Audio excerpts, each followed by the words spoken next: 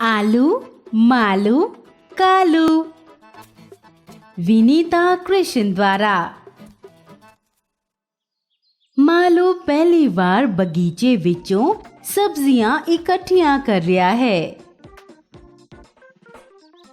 उसने लाल टमाटर, लंबे बैंगन अते हरी भिंडी इकट्ठी कीती है। दादी ने कहा, शाबाश मालू, जाके कुछ आलू भी ले आ। मालू ने सारे रुखां, वेलां ਅਤੇ ਬੂਟਿਆਂ ਵੱਲ ਵੇਖਿਆ। ਉਸ ਨੂੰ ਇੱਕ ਵੀ ਆਲੂ ਦਿਖਾਈ ਨਹੀਂ ਦਿੱਤਾ। ਦਾਦੀ ਮਾਂ, ਆਲੂ ਹਲੇ ਲੱਗੇ ਨਹੀਂ ਹਨ। ਮਾਲੂ ਨੇ ਖਾਲੀ ਟੋਕਰੀ ਹੇਠਾਂ ਰੱਖਦਿਆਂ ਕਿਹਾ, ਨਹੀਂ ਮਾਲੂ, ਇੱਥੇ ਬਹੁਤ ਸਾਰੇ ਆਲੂ ਹਨ, ਧਿਆਨ ਨਾਲ ਦੇਖੋ। ਦਾਦੀ ਨੇ ਕਿਹਾ। ਮਾਲੂ ਦੁਬਾਰਾ ਬਗੀਚੇ ਵਿੱਚ ਗਿਆ। ਕਾਲੂ ਕੁੱਤਾ ਉਸ ਦੇ ਪਿੱਛੇ ਆਇਆ।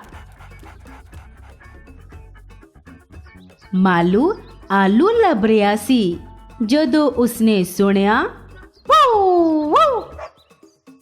ਕਾਲੂ ਰੁਕ ਕਾਲੂ। ਉਸ ਦੇ ਪਿੱਛੇ ਦੌੜਦਿਆਂ ਮਾਲੂ ਚੀਕਿਆ, ਬਗੀਚੇ ਨੂੰ ਖਰਾਬ ਨਾ ਕਰ।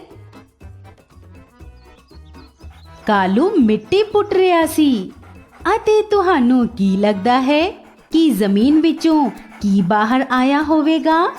ਵੱਡੇ ਮੋਟੇ ਆਲੂ। ਸ਼ਾਬਾਸ਼ ਕਾਲੂ, ਤੂੰ ਆਲੂ ਲੱਭ ਲੈ। ਆਪਣੀ ਟੋਕਰੀ ਨੂੰ ਆਲੂਆਂ ਨਾਲ ਭਰਦਿਆਂ ਮਾਲੂ ਹੱਸਿਆ।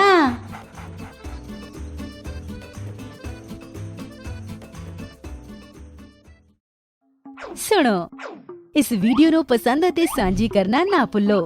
ਕਿਰਪਾ ਕਰਕੇ ਹੇਠਾਂ ਆਪਣੀ ਟਿੱਪਣੀ ਕਰੋ।